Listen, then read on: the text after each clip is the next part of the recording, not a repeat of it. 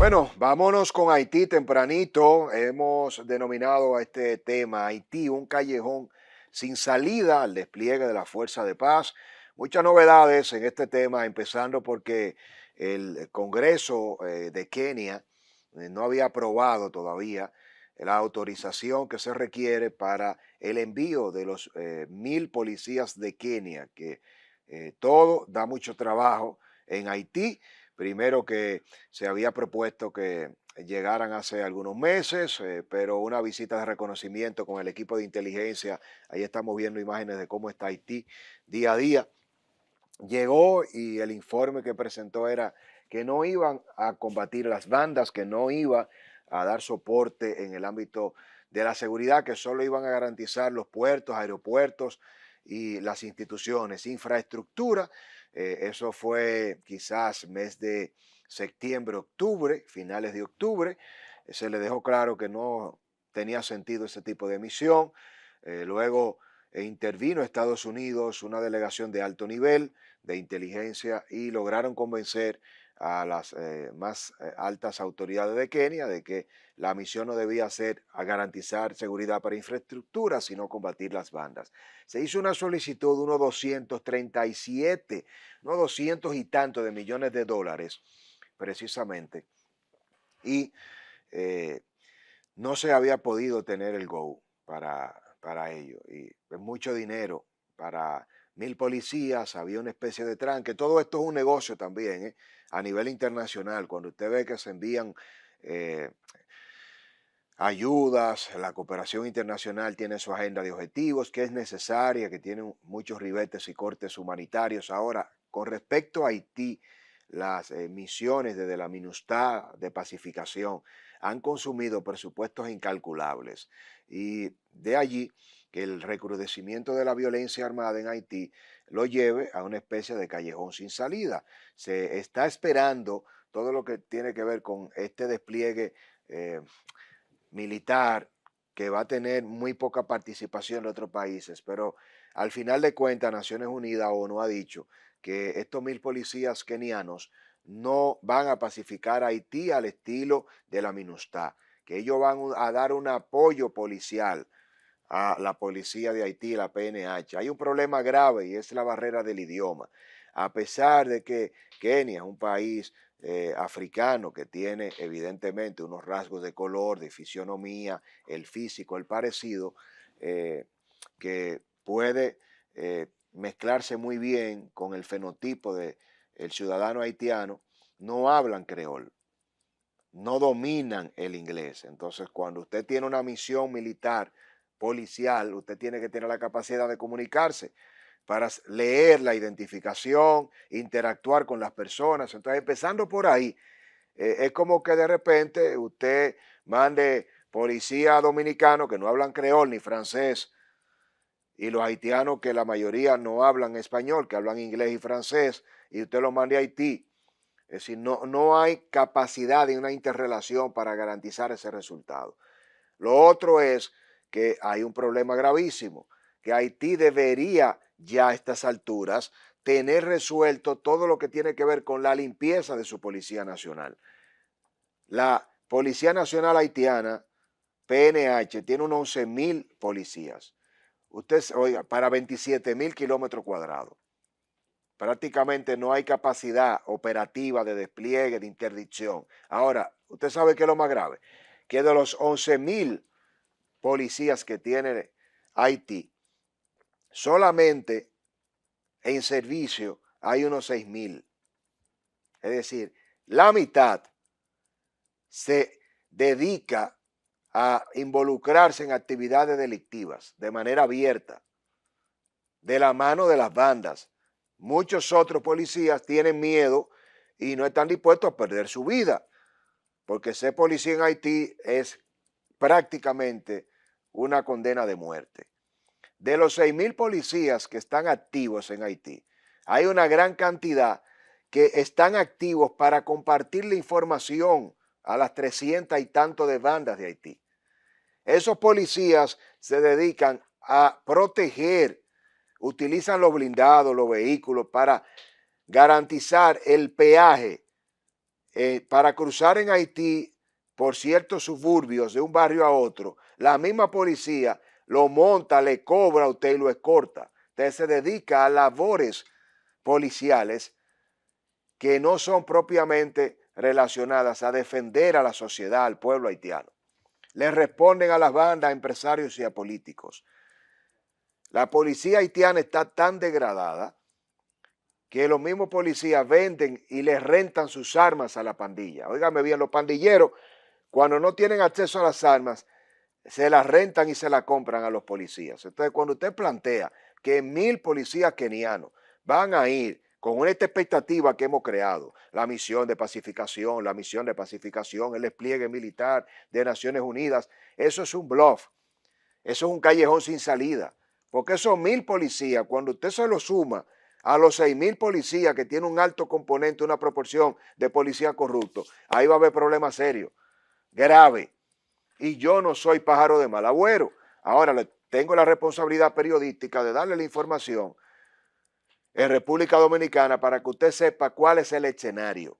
Hay, por otro lado, además de esos 11,000 policías, los 5,000 que se dedican a labores asociadas al crimen, de los 6,000, unos 2,000, 2,500 y tanto, 3,000 policías que están infiltrados, que secuestran, que matan y que utilizan toda la capacidad de armamentos para dedicarse a actividades criminales también, uniformados, divididos con los políticos y empresarios que financian a las bandas, porque recuerden que las bandas son una creación de la oligarquía económica y política de Haití, que comenzaron a surgir como un fenómeno de, bueno, no tengo capacidad democrática para yo exponerte, si digo que eres corrupto no pasa nada, pues te mando a matar una hija, un hijo, te mando a secuestrar a ti, y entonces sí, para yo protegerme como ministro, como juez, entonces yo le pido a los empresarios que armen una banda.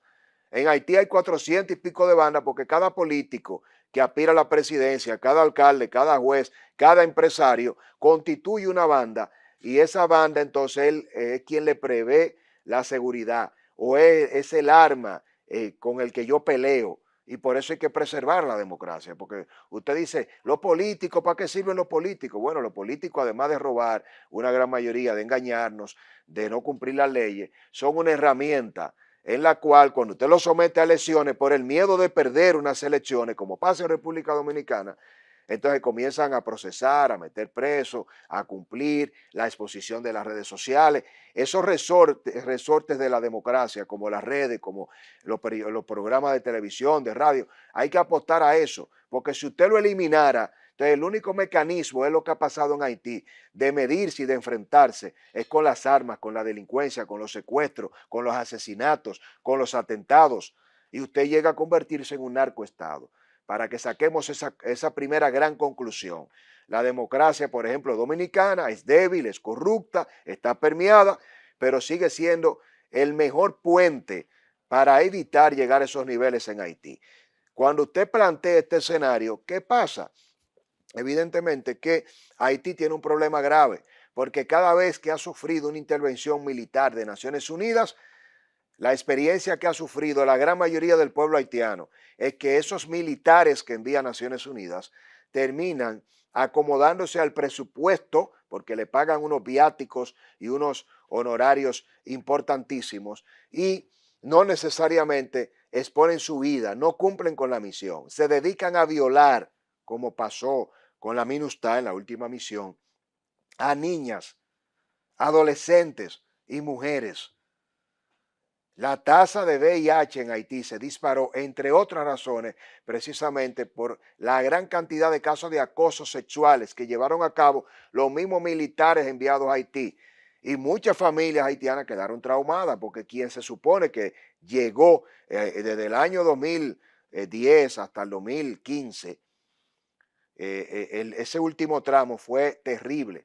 Los militares de Senegal fueron y llevaron el tema del cólera a Haití, comenzaba y defecaban en los ríos y tenían una contaminación cruzada. Entonces, una gran cantidad de haitianos sabe que se enfermaron y que adoptaron una gran cantidad de enfermedades que fueron llevadas por vectores de los propios militares.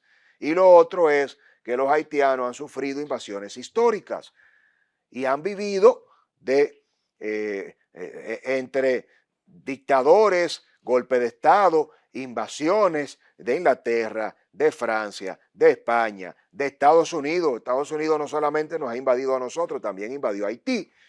Entonces, la memoria histórica de Haití es muy resistente a ver soldados porque eso revive los fantasmas de la anulación de la democracia, de la soberanía. Y usted dirá, pero ¿qué democracia, qué soberanía? Bueno, es bueno decirlo desde aquí, pero cuando usted ve que usted no tiene presidente y que usted, quien está tratando de decidir cómo se dirige Haití, es un gobierno internacional y son gobiernos de países que le han invadido en el pasado reciente a usted, usted no va a confiar. Entonces hay una gran parte de la población que está esperando que lleguen esos soldados, esos militares, policías de Kenia para enfrentarlo porque se niegan a ello. Y toda la apuesta de esto, para completar el análisis, usted me dice, para que sea todavía peor, puede ser peor, sí. Además de todo lo que le he explicado, ese componente del tema de la salvación de los policías de Kenia operando en Haití tiene otro problema grave. Y es que las bandas en Haití son las que tienen el control de la economía. Y al tener un listado de prácticamente todos los políticos de los gobiernos de Martelly, vinculados a René Preval, la mayoría de los políticos desde Jean-Bertrand Aristide, que ganó en el 90, que Aristide fue el único presidente que le han dado un golpe de Estado antes de asumir. Aristide ganó las elecciones y antes de juramentarse como presidente tuvo que irse al exilio y fue gracias a Bill Clinton con una presión enorme que pudo regresar en Haití y ir a elecciones de nuevo, ganar y asumir, y después tuvo que salir otra vez y no pudo completar su segundo mandato. Entonces, esos movimientos y esa influencia tiene a la mayoría de los políticos haitianos abrazando la causa de enfrentar la misión policial militar de Kenia y Naciones Unidas para poder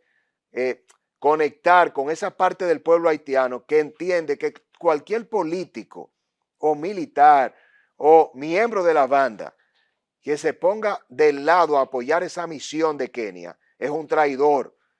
Es como el equivalente a Pedro Santana, que usted dice, Pedro Santana luchó, fue un general clave para la independencia dominicana, pero después que nos liberamos de Haití, ¿qué pasó? Vino en el 61, 62 la negociación de Santana y pasa de héroe a traidor y nos anexa a España. Entonces, aquí la gran mayoría de los dominicanos no conocemos la parte del Pedro Santana libertador, sino del Pedro Santana traidor. En Haití hay un problema grave porque el político, el empresario, el líder en Haití que dice que apoya esa misión, no saca 2 votos. Entonces, todo el mundo, incluyendo las bandas van a enfrentar a los policías de Kenia de manera natural porque a quienes ellos van a apresar y a perseguir es a los miembros de las bandas armadas. Los empresarios sancionados no quieren que Haití vaya a elecciones y que tenga un gobierno, porque están sancionados en Estados Unidos, en Canadá y en consecuencia en el planeta completo. Y desde que Haití tenga un gobierno constitucionalmente establecido, lo que le espera a todos esos políticos y miembros de bandas que han operado bajo la sombra en Haití es la cárcel. Entonces, todos están apostando a que Haití no se salve, a que eso no funcione. Kenia anda buscando que con el conflicto entre Kenia y Somalia, que es parecido pero peor al que tiene Dominicana con Haití, los somalíes se refugian en Kenia. Entonces Kenia tiene un problema de derechos humanos porque los policías kenianos son asesinos. Esos policías de Kenia, la policía de Kenia está calificada, y con esto concluyo, como una de las policías más temidas del planeta, más violenta. Matan y asesinan a civiles y le piden peaje. Esos policías de Kenia han conllevado un sinnúmero de sanciones en términos de derechos humanos de los organismos internacionales de Naciones Unidas, y lo que le han ofrecido al gobierno de Kenia es levantarle esas sanciones. Y ellos han dicho, bueno, si tú me das 200, 300 millones de dólares, yo mando a 2,000 policías a Haití, no importa si salen vivos o no, si funciona o no, quítame, es un negocio, quítame las sanciones, dame el dinero y además Entonces, Estados Unidos y Canadá, que tienen una gran responsabilidad histórica con Haití y como potencias desarrolladas, súmele a Francia, no pueden ser indiferentes. Entonces dicen, bueno, nosotros vamos a poner este dinero, vamos a poner las armas que las venden, pero no ponemos policía, ni ponemos militares. Que lo mande este país africano, eso no le importa a nadie, cuántos de esos 1000 kenianos terminen muertos, y le vendemos al mundo que estamos salvando a Haití. Haití va a salir peor de lo que está con eso. Y usted sabe cuál es el problema, que no hay forma, no hay manera de que eso pase en Haití que no produzca una desbandada de criminales y de haitianos hacia República Dominicana. Por eso a nosotros lo que nos toca es convertir nuestras Fuerzas Armadas en unas Fuerzas Armadas fronterizas. Nosotros no hacemos nada teniendo campamentos militares en todo el país. Si yo fuese presidente, yo mandaría toda la Fuerza Armada a Jimaní, a Elías Piña, a Dajabón, y convertiría las Fuerzas Armadas de República Dominicana en las primeras Fuerzas Armadas fronterizas especializadas. Y me concentraría en eso. Porque los militares se entrenan para la guerra y la única guerra previsible que tiene República Dominicana, gústenos o no, es con Haití. Leo sus comentarios. ¿Qué piensa usted? ¿Estaría de acuerdo con convertir a las Fuerzas Armadas Dominicanas en unas Fuerzas Armadas fronterizas? ¿No deberíamos concentrarnos militar y logísticamente, no para pelear, para que toda la inteligencia, la capacidad operativa se dé en la frontera? Leo sus comentarios, como siempre le digo. Ahora le toca a usted. Vámonos a pausa, regresamos con más en este su espacio, El Demócrata TV.